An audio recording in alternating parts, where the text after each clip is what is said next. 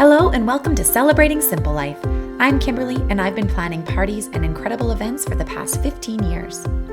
I'm passionate about connecting people, making gatherings purposeful, and making the most out of every moment. Join me as we learn together how to find joy, celebrate the simple things in life, use events to grow your business, entertain with purpose, and have a whole lot of fun along the way. Cheers to Celebrating Simple Life. Today on the show, I am so excited to chat with Kindra Sowden, real estate agent extraordinaire.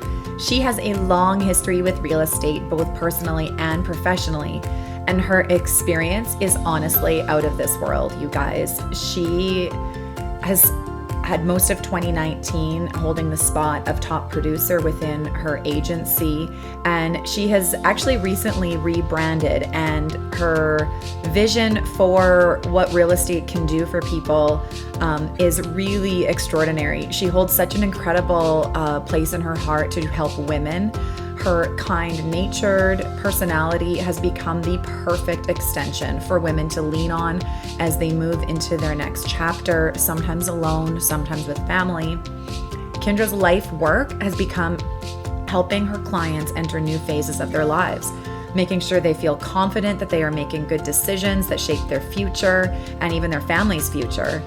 She is just a go-getter, and from staging and decor consulting to the executive direction of marketing and advertising when you're listing and selling a home, and she even mows the lawn. She is just a firecracker, and she just goes above and beyond. And I have personally experienced this having her as my real estate agent, but she is first and foremost my friend. And I am so excited for you to hear our conversation today about home and what that means and how she is creating an incredible business right here in Saskatoon. So stay tuned. Hello, Kindra. How are you? I'm good. How are you? Good. I have been looking forward to chatting with you all day, all week. That's awesome. I'm super pumped. This is going to be so fun. So I've already introduced you to our guest, and Kindra, I just can't say enough about her. So I get to have this unique relationship with you where you get to be lots of things to me. First and foremost, you are my friend. That happened first, but you have gotten to be my real estate agent and confidant. And real estate agent, I think, should have all of these umbrellas under it of you are also my personal assistant during that time. You are my psychologist, my therapist, my all of those Many things. hats. Many hats. Many hats. Yeah. So you have not always been a real estate agent, That's right. but you have had a lot of different fields over the years and just personal and professional things that you have done that have been under the umbrella of buying and selling houses and flipping houses and working in other areas of home buying and purchasing and finance. Yeah. That you do wear a lot of hats. So tell me about Kindra and how you got into the real estate agency and beautiful brand that you are today. Thank you. It's kind of interesting. Like you said, I've kind of done a lot of things, and they've all led me here and are all beneficial. So I went to school for finance, and I worked in a few different banks, and thought I'd help people that way. So I have a lot of experience when it comes to financing products and mortgages and all of those things. And I then left that industry and hopped over to the appraisal world. Oh wow, just totally both sides. Hey? Yeah. So and then after that, kind of came full circle, dipped my toes into real estate investing personally, with some revenue properties. We would buy a house, we'd live in it, we'd renovate it, we'd sell it, move on again. And then I left the appraisal world to do that full time, to renovate properties for profit. That is not for the weak of heart. You and I were kind of doing that, not together, but at the same time of life in some of our properties. My husband and I did some real estate flipping and investing as well. We are all alive to talk about it. Yeah. So that's a good sign. We survived it. Sitting on milk crates and eating Chinese food because we had no kitchen. But totally. Yeah. So I interrupted. Now you've been flipping houses and you did that full time. You just quit your job. How does that happen? I did. Looking back on it now, it's almost like I just needed a change, and that's just naturally where I went. I don't know if that was necessarily the right decision, but it got me to where I am today. But we'd been successful at it doing it ourselves while working, and we thought, well, hey, I bet you I can make a go of this. Imagine if I was doing this full time, right? Like, that would be great. It'd be fun. It'd be a lot of work. We'd make a lot of money. Everything's going to be great. And it wasn't. It wasn't. It was a great experience. I don't regret any of it. And the market kind of shifted. I took too long to finish the house. I dragged my feet on a lot of things, and that was kind of the end of that. We said we can't do that again. Right. We broke even. We didn't make a penny. Right. And now we lost a lot of time. And now what? But at that moment, my real estate agent had said to me, Kindra, why don't you become a real estate agent? And I completely laughed in his face. Had that ever crossed your mind prior to that? No, not really. I don't think so. Just seeing, like, he would open house, and he was showing us in evenings and weekends, and he was just always available. I'm like, I don't want to work. How do you do this? Yeah. Exactly. And so he let it go. I let it go. And about 6 months later, I had been doing some odd jobs, not really sure where I wanted to go. And I just made a decision. I called him up. We went for lunch, and he asked me again. He goes, so what are you going to do for work? And I said, well, I've decided I want to be a real estate agent. And he laughed at me. And he said, well, that's funny, because I was going to ask you if you wanted to be my assistant, but this is even better. So wow. Yeah, 6 weeks later, I had completed all my licensing, and I was a full-fledged realtor ready to go. Wow, that's great. So as you dipped your toes into the world of real estate as an agent this time, not as somebody looking to buy or sell a house personally,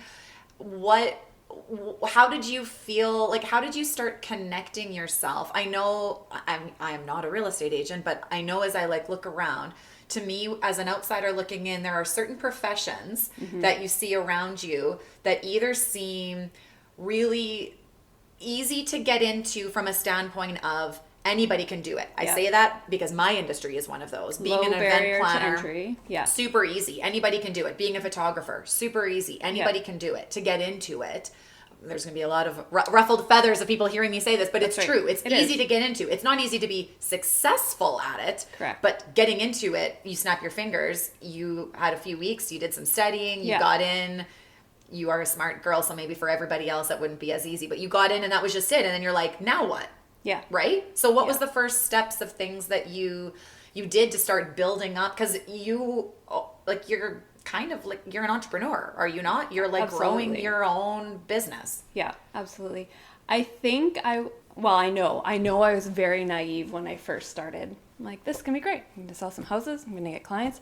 Had I really thought about it, I probably never would have done it. Like, knowing what I know now and looking back and telling somebody, that was really scary. But I think just being naive actually was the best thing I probably could have been. Do you at the think time. it was good that you were in the place that you were in, where you were like, I kind of got nothing to lose? Kinda. I'm already in a place where I'm needing to make a decision about something. So whether I'm job hunting and looking for a regular 9 to 5 or doing this. Like, what's the worst that could happen? Right. Yeah. And I joined a team. It was great. So I had some support there to kind of get me started. But my experience in the industries I had previously really helped foster client connections and then referrals. And I had amazing people support me that way. And because of my personal experience with real estate as well, like, a lot of our friends would ask us for real estate advice, or, what do you think of this property? Because we had just dove in and tried it, and we were successful in it for the most part. So that's amazing. Yeah.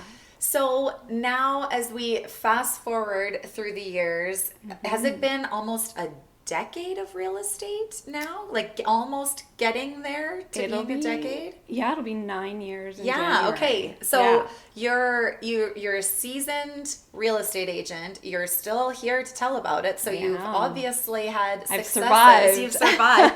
And I know that has not been without roller coaster of seasons in the market and in ventures and in different things going on, that there's always an ebb and a flow to life in general. And in a profession where you are not guaranteed anything, I can imagine that those would be almost extra scary versus knowing that you have a regular paycheck coming in, or you have a regular, oh, I know that at this time of year, there's always this many houses for me to sell. No, not the case, right? Not at all. So how have you, over the years in growing and changing, what would you say has been, like, what has been something that has set you apart, I guess, to get you to where you are today from how you remember starting? Yes. It's such an interesting question. And it's hard for me to describe. And the only thing I can really think of is that I'm what sets me apart from everybody else. Just like you're what sets you apart, in a lot of regards. It's scary being your own brand, isn't it? Like it's scary having, you have a tangible product, kind of like a house that you're like selling. Yes. However, to get to that point, you're selling yourself to get those clients. Every time I meet a client, I have to sell myself. Yeah. Which is a really fascinating situation to put yourself in constantly. Like, I could sit here and sell you to a friend, no problem. But then you have to do it yourself, and then there's all these other thoughts that come into your mind, and the doubt and all those things too. But ultimately, I feel like if a client connects with me energetically, or they have a belief about me, that's the most important part. And that I really do think that that's how I've been successful, is just connecting with people. I'm not the agent for everybody, and not every client is going to be for me either. That's also a big hurdle that I've had to get over these past few years too, is, taking any client on, even though, when you see their name pop on your phone, and if you don't get that feeling like, oh, it's so-and-so, or, oh, great. Right. If it's like, oh, I don't even want to answer that phone call. But you're also self-employed. So you're like, I also need to provide for my family. Do 100%. I just put myself through that? Like, 100%. What is it? So as I've grown over time with that, I've gotten a lot better at defining and figuring out who I am and who I like to work with. Isn't it interesting? I feel like this is a topic that for me recently has just kept coming up over and over in so many different conversations that I've had in the industry, just personal conversations with people about this idea around finding your niche. And I think that that is universal. I don't think that there is any industry where, there's certain cut and dry products that are sort of more of a, okay, this pertains to everybody. Right. Everybody uses this. You really don't necessarily have a niche market. But I think there's still, even in that, trying to find a way to set themselves apart, to find their way within it, right? So I feel like hearing you say that you are, I don't even know if the word selective is the right thing, but you're trying to find the clients that you can best suit, because there would be clients whom you probably just couldn't do anything right for, because you're just not the right match, right? Yeah, exactly. And I think that's a huge thing in real estate. Like, people don't sell houses every day. There's usually a life circumstance that happens, or they've just grown and they need something different, and they kind of want I guess I shouldn't say they. I know what I would want in that is somebody who can guide me through, because I don't know what I'm doing. So you need that expertise, but you also need that human level to it as well, where you can connect and you feel like you're understood. Because for most of us, a house is the biggest purchase we will ever make in our entire life. Right. Whether you buy many houses throughout the course of your life or not, each time you buy or sell one, that is the largest financial transaction usually. In other things, I don't own something else that costs more than my home. Right.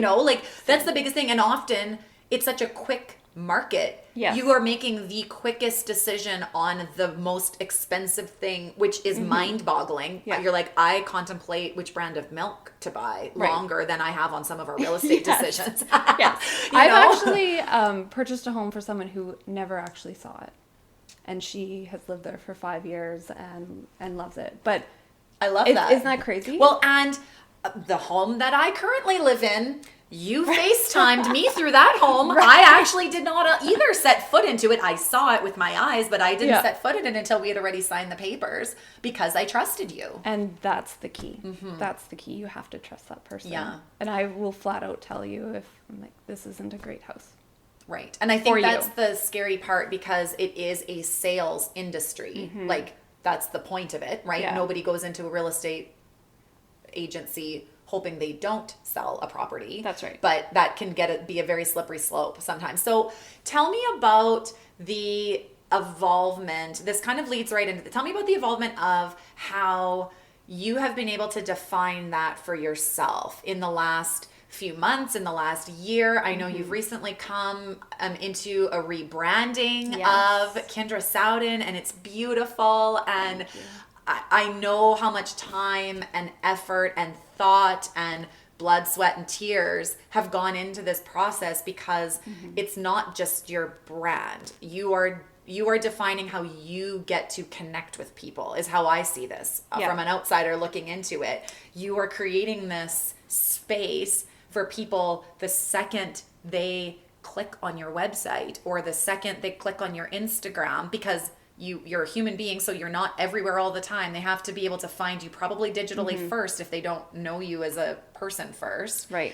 And you've made this welcoming space on here, and it's just beautiful. And I would love to hear your process as to how you decided what direction to go as you rebranded in order to make your business more connecting, and I think even leading into more female clientele, necessarily focusing on women, which I think is so amazing. Yes, I love that.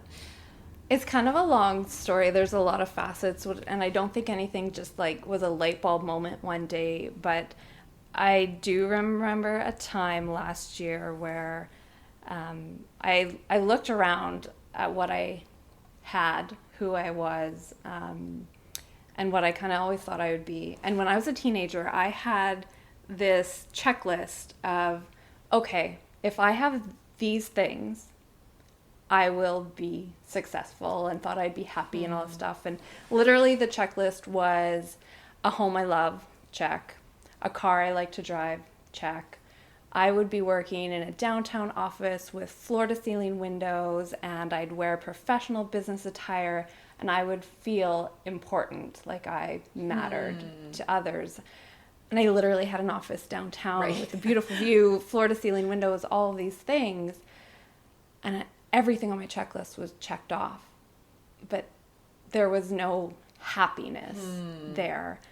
And something was missing. And it's so confusing because you're like, I shouldn't be upset about this. Absolutely. I look back, I'm like, but I did everything I set out to do, and I thought I would have it all, and I don't. So that made me take a hard look at myself. And I actually thought I was going to quit real estate, honestly. I thought it was the career, and it really wasn't. It was all me. Right. And my ideas of what I thought. Well, that feels almost like maybe the easiest coping mechanism sometimes, to be like, okay, what are the quickest things that I can remove from this situation to take away the actually having to dig deep into these feelings of why. Yeah. Hey? Yeah, exactly. And I think I've always just been quick to blame the job or blame the thing or find a reason to blame it. It really wasn't it. So yeah, I just did a lot of reflection last year and looked back on my career, which I do love it. Don't get me wrong, I do love it. But there was a time where I thought I was going to quit. And I look back on who I enjoyed working with most and where I felt I made the biggest impact in people's lives. And that came to be...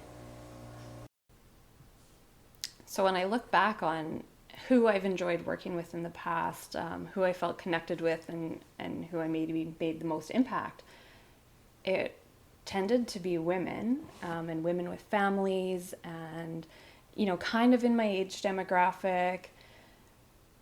And that fulfilled me. And I can't do this job, which is so incredibly demanding, for people that I don't connect with. That's what I think I realized at the end of the day.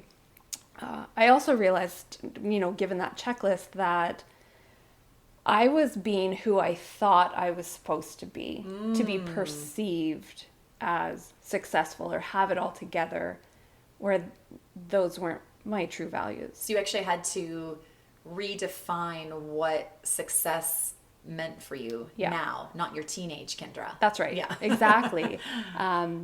And so that has brought me to this rebrand. So in spring, I rebranded. And it's been incredible. It's kind of hard to describe. But I've really had to do some soul searching, and I'm not 100% there. I'm not going to say I'm complete, and I don't think anyone ever can. Oh, I think that's the most amazing part of it, because I think when people think of branding or rebranding, when you have been in this industry but you're kind of just trying to make your mark in a different way, yes. No matter what industry you're in, really, I think that is the process that I think a lot of people shy away from. And there's a lot of time that gets invested into a rebrand, more so than anything, but there's also a lot of money that gets invested into branding, and you want to be fairly certain that, right? Like, you want to be fairly certain. I know that you value your time and your money and your business highly, and that you do not put things in that shouldn't be in. And so when you're rebranding, that's, I think, a very confusing process for some people, because they're like, oh, well, why would you bother? Yeah. Why would you bother doing that when you already have a successful career? You're great at what you do. Why would you bother going through the rebrand process of talking with somebody about your core values and getting a new website and launching a new Instagram and all of new business cards? That's like all of the whole thing, like all these little itty bitty details. You know me, and I truly believe that there are ways to celebrate every single day. One of the ways I like to treat myself is with a beautiful and meaningful piece of jewelry from Elizabeth Lynn. Elizabeth Lynn has been creating stunning collections for a number of years, and their most recent launch of the Cosmos collection has blown me away. I have already been wearing my Venus necklace every single day, and I don't want to take it off. The delicate layering pieces within all of her collections all seamlessly work together to make each piece timeless. Elizabeth Lynn is the kind of company that you just feel good supporting, because once you do, you are part of the family forever. From necklaces, bracelets, earrings, these pieces can go from day-to-day wear to a night out with your girlfriends perfectly.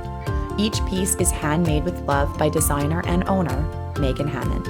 She is a one-of-a-kind kind of gal, just like her collection, and trust me on this one, you want to know her and become a part of the Elizabeth Lynn tribe.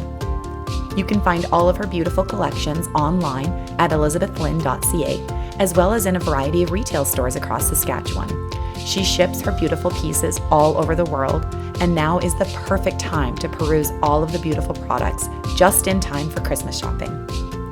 Treat yourself or someone who means the world to you by giving them a timeless piece, locally created and made with the utmost care.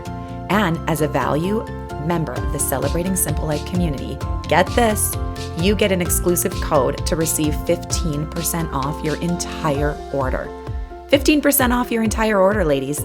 You can get a jump start on your holiday shopping by clicking over to elizabethlynn.ca and use the code CELEBRATE15 at checkout to receive your discount.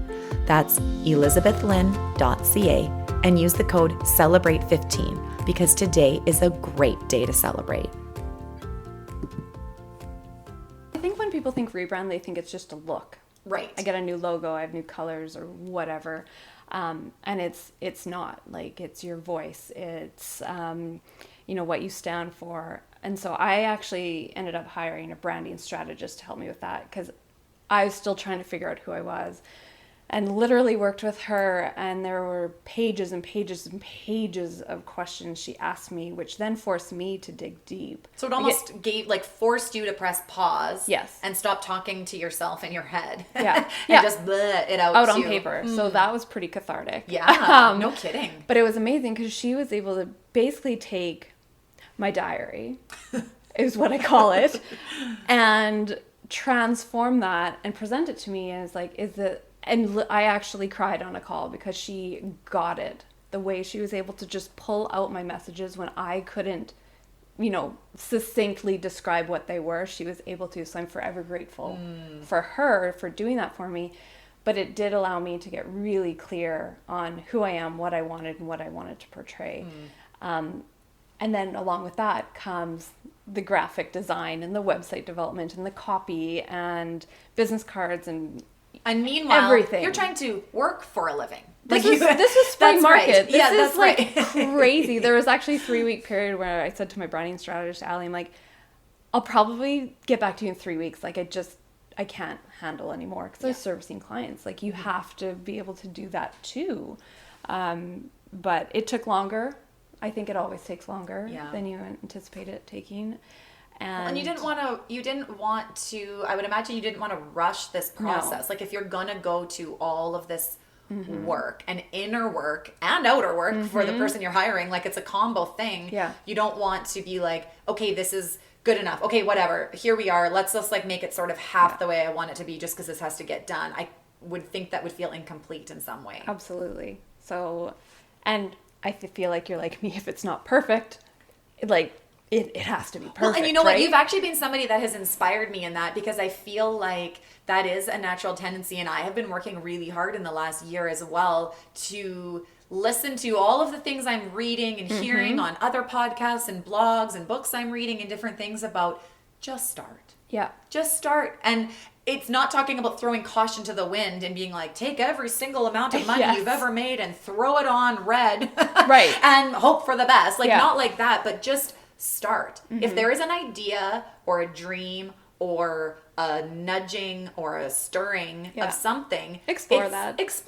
And it might be nothing, but it also might be something, and you can't know coulda, woulda, shoulda later on if you never actually step into it. And the beauty of it is there's going to be 5,000 mistakes made first, right, until you get it right, and that's okay. Like that's the human like nature. I'm going to guess when you go back, a year from now and you listen to your very first podcast, you might actually cringe. Yeah. So or you've just laugh hysterically. But you had to start somewhere, and it's great. Like I've listened to your podcasts. They're fantastic already. Yeah. It's a learning thing. And I think that's the piece. And I think that it's funny because actually in my business and in my podcast, and I think you would maybe have had some of these similar experiences, it's in those moments where I'm actually teaching myself to give myself more grace. Yes. Like people say mean, awful, trolling things. That is what it is. Does it feel good? No, it doesn't. But a year ago, 5 years ago, 10 years ago, I might have had an absolute breakdown about it. But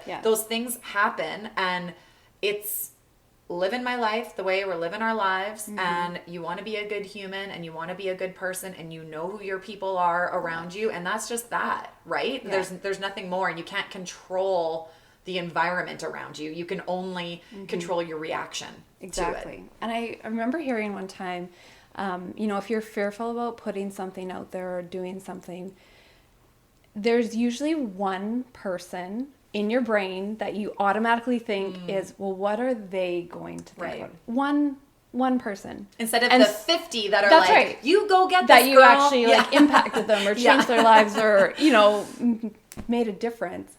And that one thought, and that thought's not even necessarily true. You're telling yourself like, you're that. telling yourself that.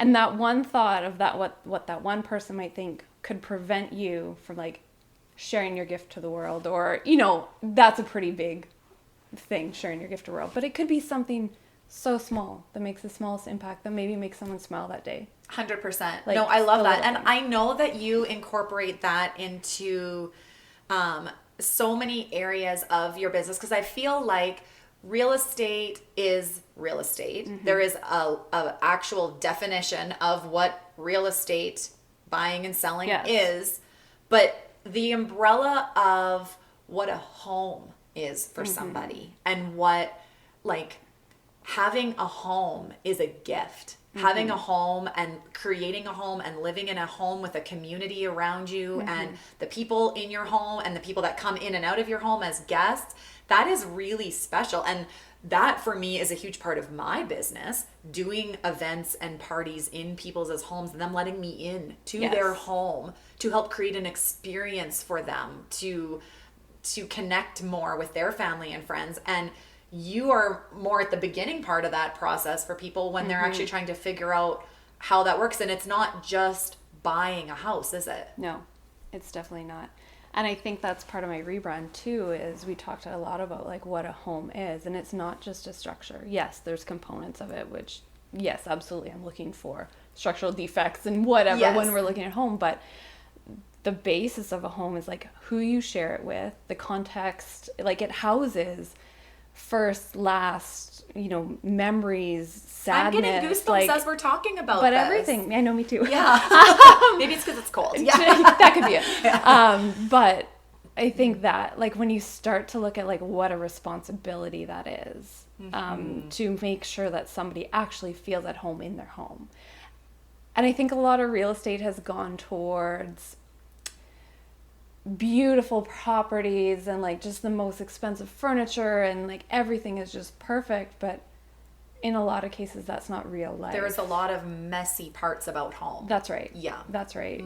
So I kind of am trying to bring more light to that and maybe share more stories around, I think a lot of people, particularly when they invite me into their home to sell it and they're showing me their home, feeling like they're going to be judged or totally, I'm going to say something or think something. Like I'm sure they've told themselves a million stories too.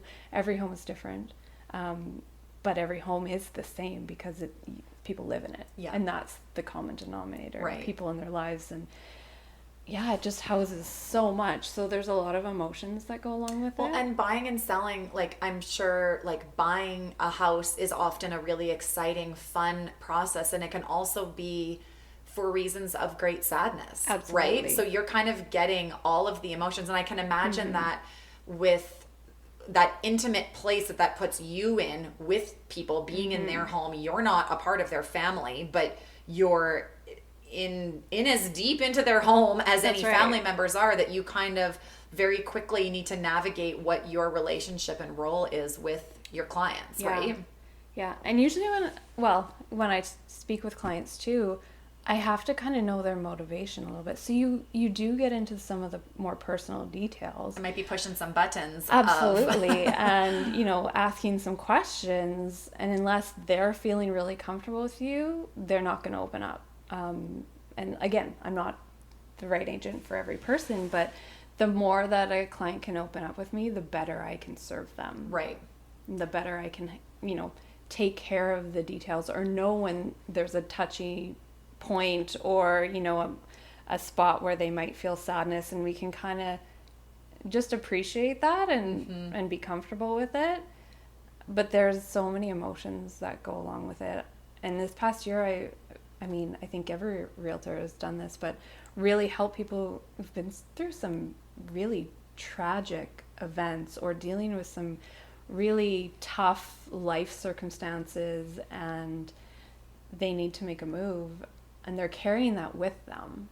Like if they've lost a husband and they raised a family in that home for years, that's hard. Yeah. It might be inevitable that they need to sell, but that doesn't change the fact that it's like That it's so hard. much more. Yeah. Yeah. Totally. So I like to think that I'm able to guide them through that and hold their hand if that's what they want, or if they need space, they get space. But there's more than just, we're going to sign this contract and here's how you're going to negotiate. Yes, that's all there too. But I like to think I can bring a different aspect to it as well. And that's the thing that I think that I really admire about you. I mean, I know you personally, but having had numerous real estate experiences with you, I see you with your other clients, and I see you because I like to tell people about you because it's has been such a positive experience for me, not because you're my friend. I know that this is just you because I see this in other areas, that there's just these things where you ask the right questions and you've like just said the right thing. You know how like sometimes when you're like, you have like a best friend who just like gets what you're saying and Yes. you don't really need to like say it. They just read your mind and you're like, oh, that feels like such a relief at certain times, because you don't even know what the right question is to ask, but the right answer is already coming back to you and it just feels seamless and easy. That would be how I would describe you. And I laugh because I follow you on Instagram, and if you don't follow Kindra Sowden Real Estate on Instagram, you should, because she posts these awesome, you've really dove into video in the last Yes. couple of years, and really gone in the last year with video and the good and the bad and the ugly of real estate. You got to watch her outtakes. They're hysterical. But the post that I was howling about the other day is seeing you mow the lawn. Here she is. I'm like, was that on Kindra's teenage checklist? Business suit, check. In a lawnmower, check. Yeah, totally. You know, like that to me is what taking care of people is. And probably wasn't what you got dressed for in the morning, was thinking, oh wow, I better put on my pumps because I'm going to be mowing the lawn today. Totally. You know, but seeing you do that, I was like, that is what it is. And in my industry is very similar. I've for years had people being like, oh my goodness, you are an event coordinator?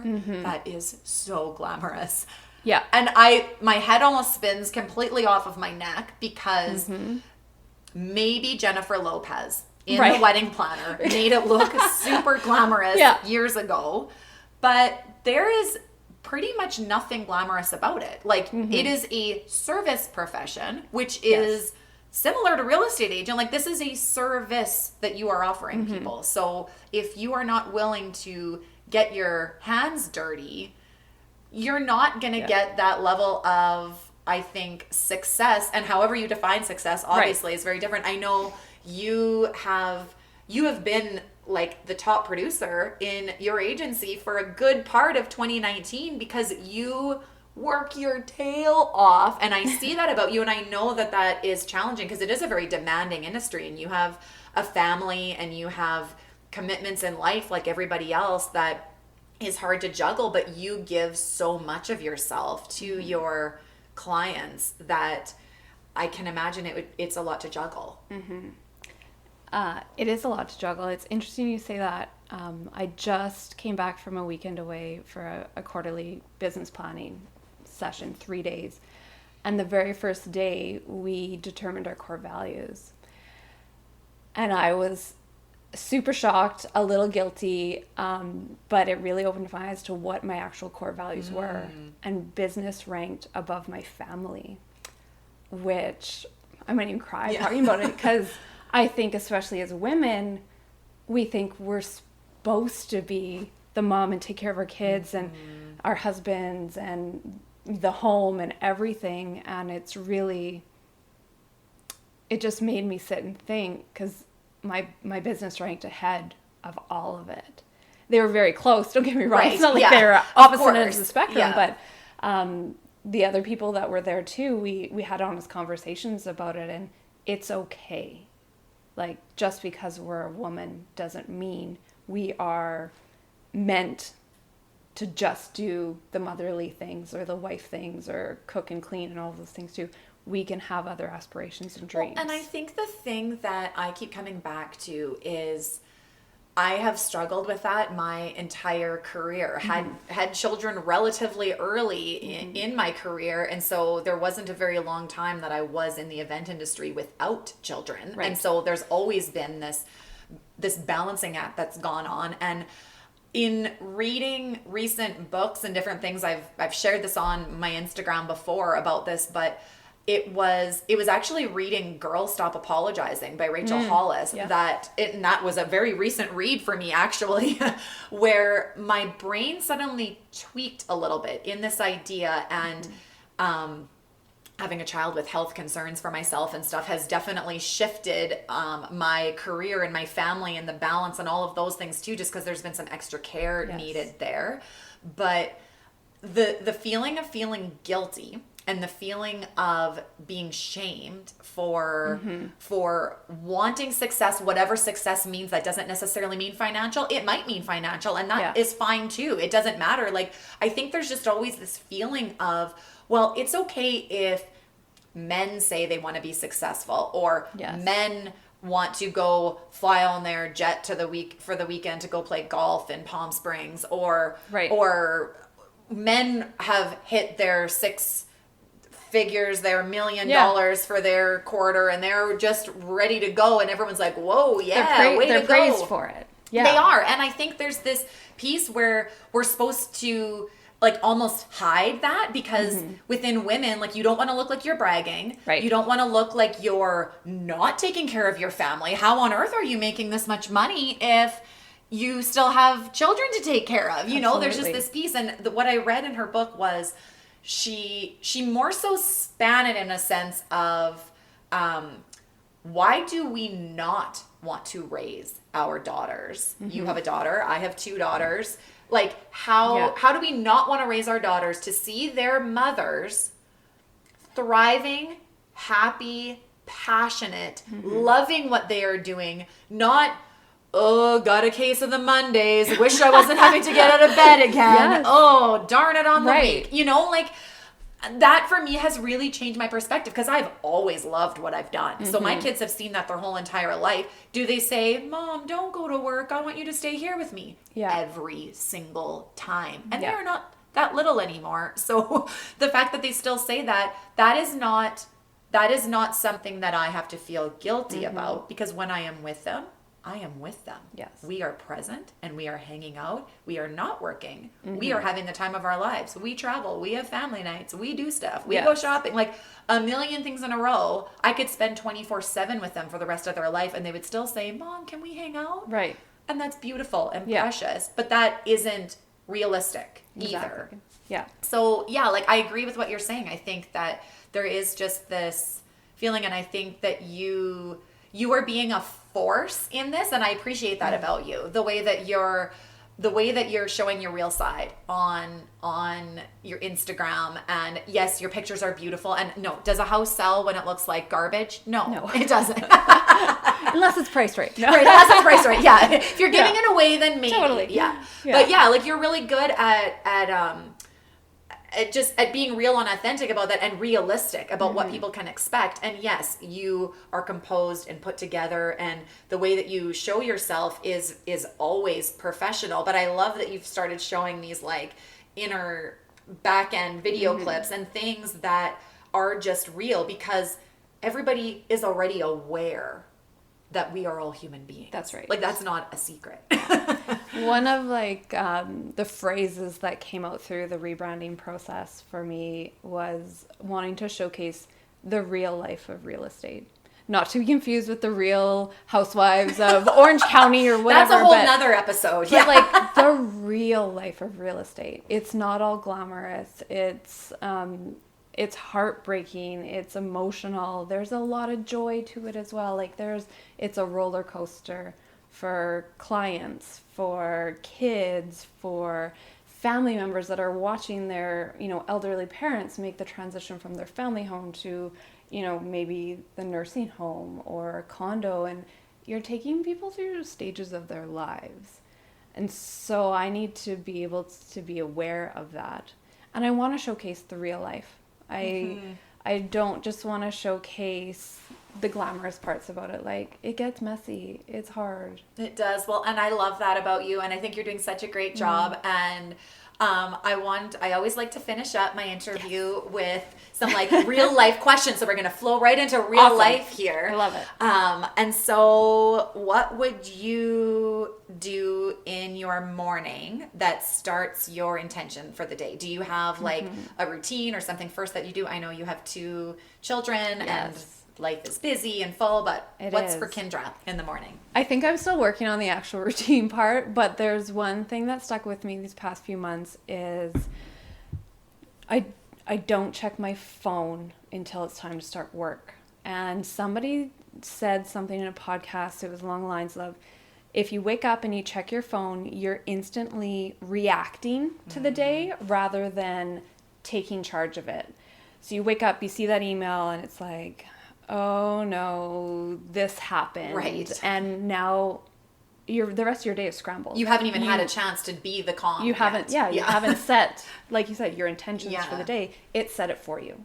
So putting the phone away. It's funny, we went to Elkridge for a weekend, and my son, who's 4, he goes, Mom, we were in the hotel room, he goes, Mom, they have one of those things. And like it was super fancy. It was an alarm clock. Because we all use our phones for alarms. It's funny you say right? that, because I've been thinking of buying an alarm clock. Absolutely. And I've said this to a few people actually on the show. You guys are going to hear me like repeat this. Like, Yeah.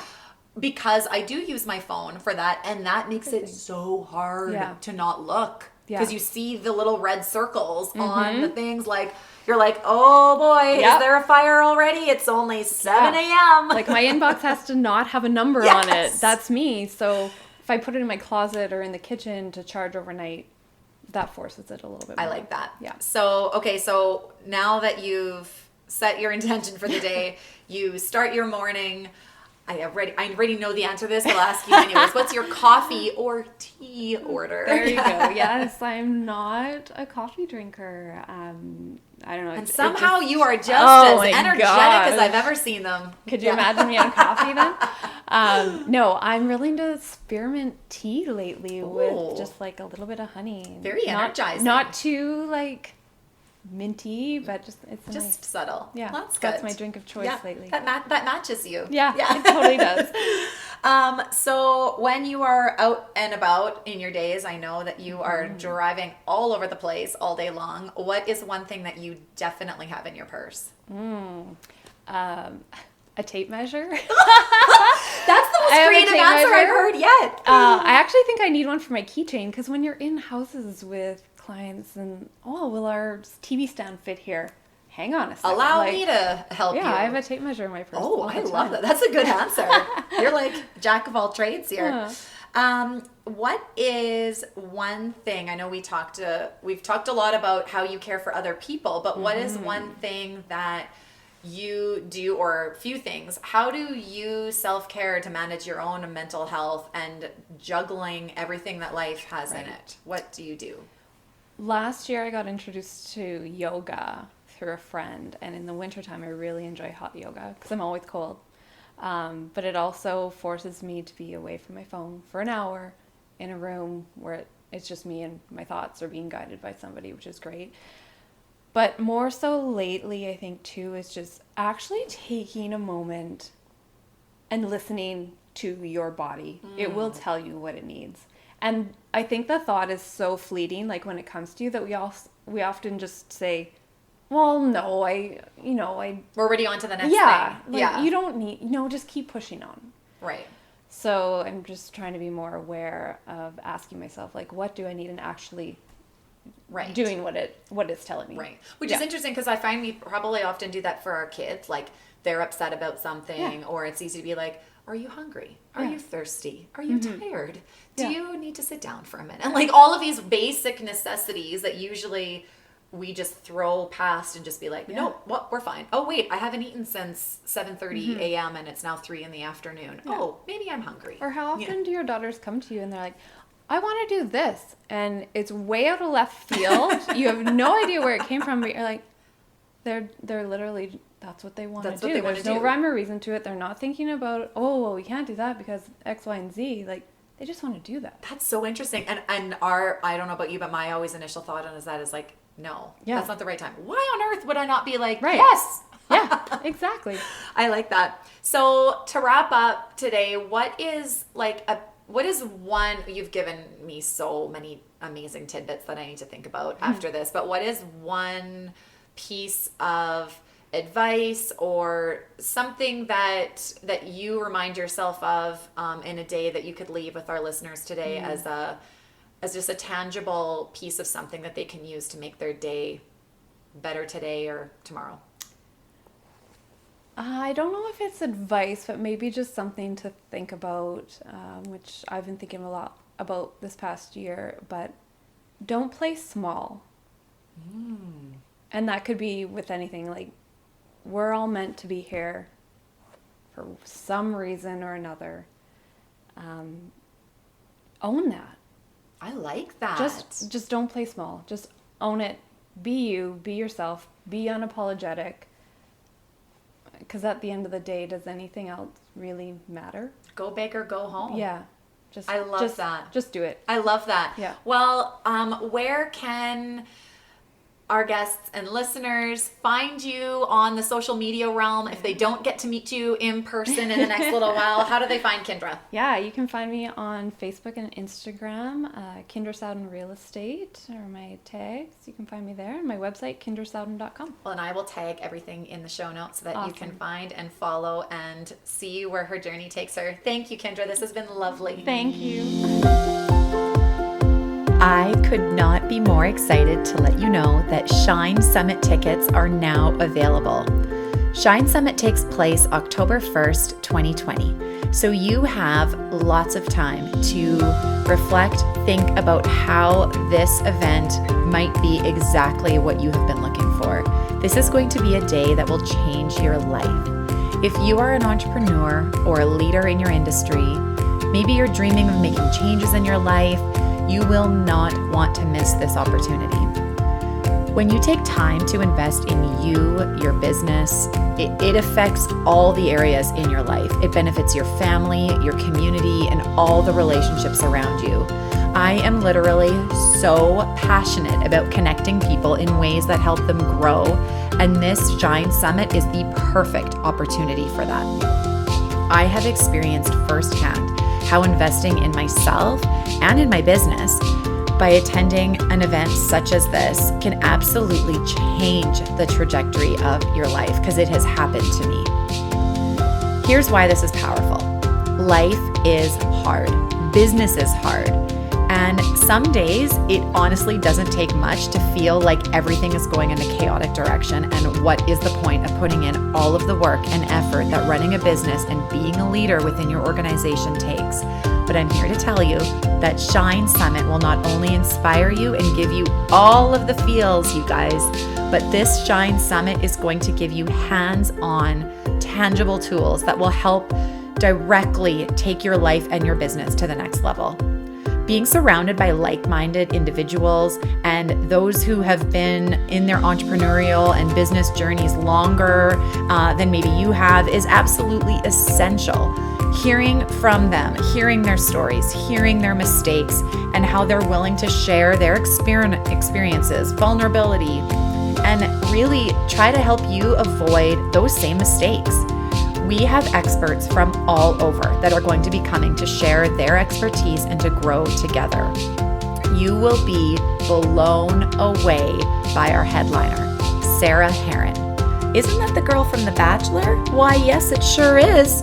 Sarah is a force to be reckoned with, and she has taken her experience of being on a public television show and putting her story out there in the world and taking her disability that she was born with and turning it into something extraordinary. She has an incredible story, an incredible business sense, and she is such an inspiring woman. And you get to hang out with her and be inspired.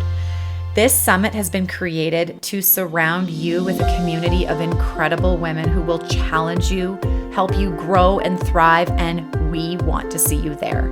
Imagine the energy, joy, and engaging lessons that you get to be a part of and incorporate those directly into your life and business in ways that are specifically tailored to you. We will be talking about leadership, marketing, social media, overcoming adversity, reinventing your business in new and unique ways. This is not the type of conference where you are just going to hear speeches and leave with a few notes.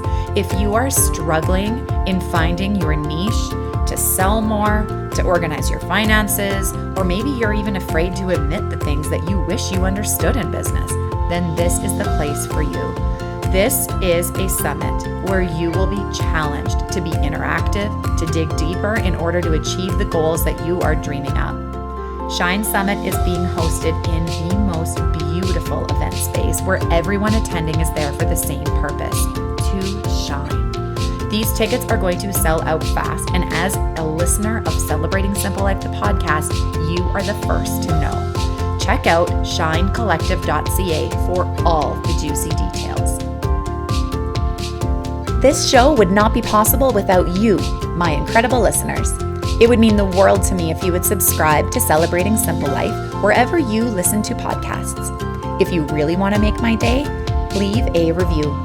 Each week, I will pick one review that will be read on the show, and the person who left that review will receive a special gift from me. Cheers to Celebrating Simple Life.